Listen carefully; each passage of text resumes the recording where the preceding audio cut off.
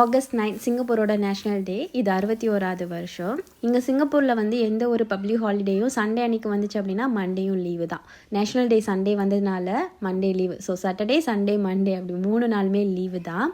College படிக்கும் போதெல்லாம் leave விட்டால் ஓகே தான். ஆனால் ஸ்கூல் படிக்கும் போது தான் இந்த தீபாவளி, பொங்கல், போகி பண்டிகைன்னு லீவெல்லாம் எப்போ வருதுன்னு முன்னாடியே போயிட்டு கேலண்டரில் செக் பண்ணுறது. வீக்கெண்ட்ஸில் வந்துச்சு அப்படின்னா கொஞ்சம் சேட் ஆயிரும். வீக் டேஸில் வந்துச்சு அப்படின்னா கொஞ்சம் ஹாப்பியாயிரும். ஏன்னா இன்னொரு நாள் லீவ் கிடைக்கிது அப்படின்னு. உங்கள் ஸ்கூல் டைமில் இந்த மாதிரிலாம் செக் பண்ணியிருக்கீங்களா? மறக்காமல் கமெண்ட்டில் ஷேர் பண்ணுங்கள். நேற்று டின்னருக்கு என் கையால் சமைச்சு இங்கே உள்ள என்னோடய ஃபேமிலிக்கு ட்ரீட் வச்சாச்சு. இந்தியாவிலேயும் எனக்காக ஒரு ஃபேமிலி இருக்கு இல்லையா, அவங்கள மட்டும் எப்படி மறந்துடுவேன். ஸோ அவங்களுக்கு வந்து நானே சமைச்சு தர முடியாது, நான் வரும்பொழுது செஞ்சு தரேன். இப்போதைக்கு பிரியாணி ஏதாவது வந்து ரெடி பண்ணி சாப்பிடுங்க அப்படின்னு சொல்லியிருந்தேன். எங்கள் வீட்லேயே பார்த்திங்கன்னா பிரியாணினா எங்கள் பெரியம்மா தான் சூப்பராக செய்வாங்க. அம்மா ஒரே ஒரு தடவை தான் ட்ரை பண்ணியிருக்காங்க. ஆனால் கொஞ்சம் 12-13 பேருக்கு செய்யணும்னா வேலையும் அதிகமாக இருக்கும்னு சொல்லிட்டு அப்புறம் பக்கெட் பிரியாணி ஏதோ ஆஷிஃப்னு ஒரு கடை சொன்னிச்சு மனோ, அங்கேருந்து சிக்கன் பிரியாணி ஆர்டர் பண்ணிவிட்டு அம்மா வீட்லேயே மட்டன் சுக்கா கொஞ்சம் செஞ்சுருந்தாங்க. ஸோ எல்லோரும் சாப்பிட்டுட்டு நமக்கு வீடியோ மட்டும்தான் வந்தது.